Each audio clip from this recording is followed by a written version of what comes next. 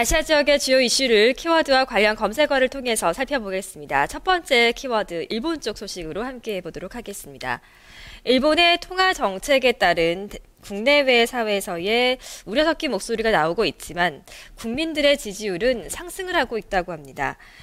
이에 대한 국제사회의 우려의 목소리도 불거지고 있지만 아베 신조 내각에 대한 일본 국민들의 지지율은 높아지고 있습니다.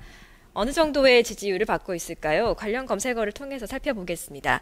현재 68%의 국민 지지를 받고 있습니다. 외신에 따르면 니혼게이자의 신문과 TV도쿄는 전화 여론조사를 벌인 결과 출범 1개월을 맞은 아베 정권에 대한 지지율이 68%로 조사됐습니다. 지난해 말 정권 발족 직후의 지지율인 62%에서 상승한 것입니다. 아베 내각과 자민당 집행부의 국정 운영에 대해 긍정적으로 평가한다는 응답은 62%로 집계가 됐습니다.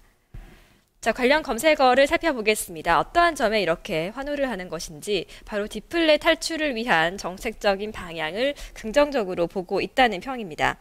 디플레이션 탈피를 최대 공약으로 내걸고 당선된 아베 총리가 경기 부양을 위한 대규모 재정 동원, 무제한 금융 완화 등을 실시하면서 지지율이 올라간 것으로 풀이됩니다.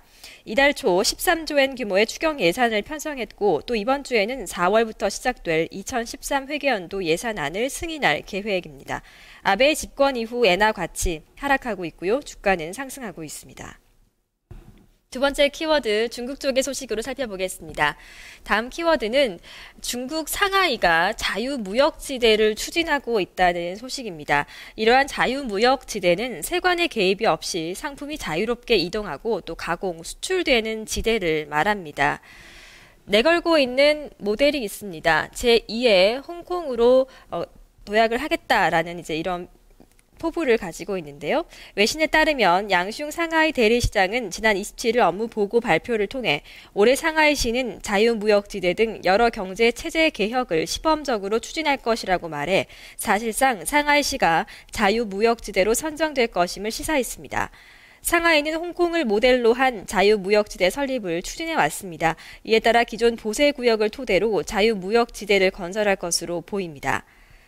자, 이렇게 자유무역지대를 추진해서 또 설립을 하게 되면 앞으로 무역 비용이 줄어드는 등 여러 가지 혜택이 있을 것으로 보입니다. 전문가들은 자유무역지대를 건설하면 무역 비용이 감소되며 향후 재정 서비스와 국제무역 조정 기능이 필요해져 중국의 재정 개혁을 심화하는 데 기여할 것이다라고 분석했습니다. 또 자유무역지대는 앞으로 5에서 10년간 중국의 개혁 개방을 이끄는 주요 엔진 역할을 할 것으로 기대를 모으고 있습니다. 아시아 지역의 주요 이슈, 키워드와 관련 검색어를 통해 살펴봤습니다.